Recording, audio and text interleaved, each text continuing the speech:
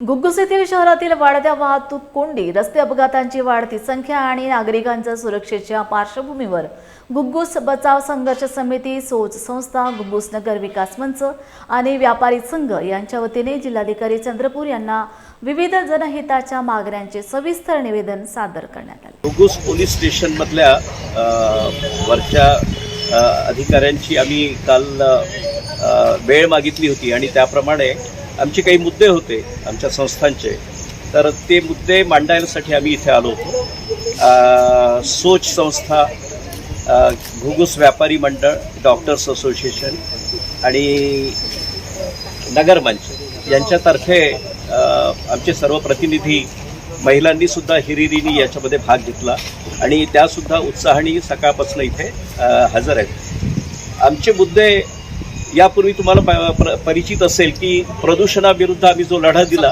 त्याचं पहिलं यश आता हळूहळू अस्तित्वात येत आहे, दृष्टिक्षेपात येत आहे असं आम्हाला दिसलं। त्यामुळे आमचा जनतेच्यासाठी काहीतरी करण्याचा जो उत्साह आहे, ही उर्मी आतून आम्हाला पुन्हा वाढत आहे। आणि त्याप्रमाणे आता दुसरा मुद्दा, सर्वात महत्त्वाचा मुद्दा, नगर सुरक्षेचा, गावकऱ्यांच्या सुरक्षेचा, रोड सुरक्षेचा, ट्रॅफिकचा, हे मुद्दे मांडण्यासाठी आम्ही इथे आलो आहोत। आणि आज इथले वरिष्ठ अधिकारी श्री डाहुले साहेब आणि श्री उईके साहेब यांना आम्ही आमचं निवेदन दिलं आमच्या संस्थेतर्फे आणि त्यांनी खूप चांगला रिस्पॉन्स याबद्दल दिलेला आहे। त्यांनी आमच्या व्यथा समजून घेतल्या, कारण आपल्याला माहीतच असेल की चंद्रपूर ते घुग्गुस या रोडवर आता जीवघेणा झालेला आहे तो रस्ता। म्हणजे जाताना प्रत्येक पादचाऱ्याला किंवा वाहन चालकाला, टू व्हीलर असो की फोर व्हीलर असो, प्रत्येकाला भीती वाटत असते त्या पहिल्या 5 किलोमीटरच्या टप्प्यामध्ये।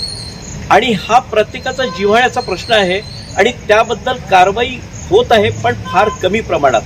काही ट्रक चालक उर्मटपणे आपल्याला कोणाला काही न गिनता त्या रॉंग साईडने येतात, त्याच्यामुळे बरेच ॲक्सिडेंटचं प्रमाण वाढण्याची हे शक्यता आहे। लोकांना भीती वाटत आहे रस्त्याने जाण्याची।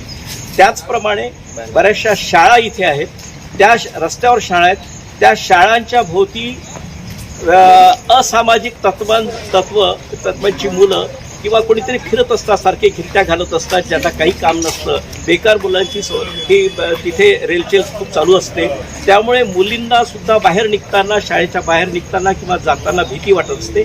त्याबद्दल सुद्धा आमची चर्चा झालेली आहे।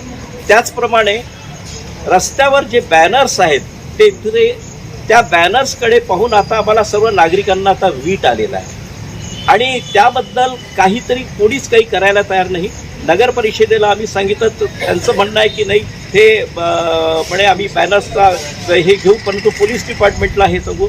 आणि खरी माहिती आम्हाला आज मिळाली की ही जबाबदारी पहिली नगर परिषदची आहे, परंतु त्यातून काही जर अपघात घडला त्या बॅनर्समुळे किंवा ही, तर ती जबाबदारी मात्र नंतर मग पोलीस डिपार्टमेंटची येते, पण पहिल्यांदा नगर परिषदची येते, हे आम्हाला आज कळलेलं आहे।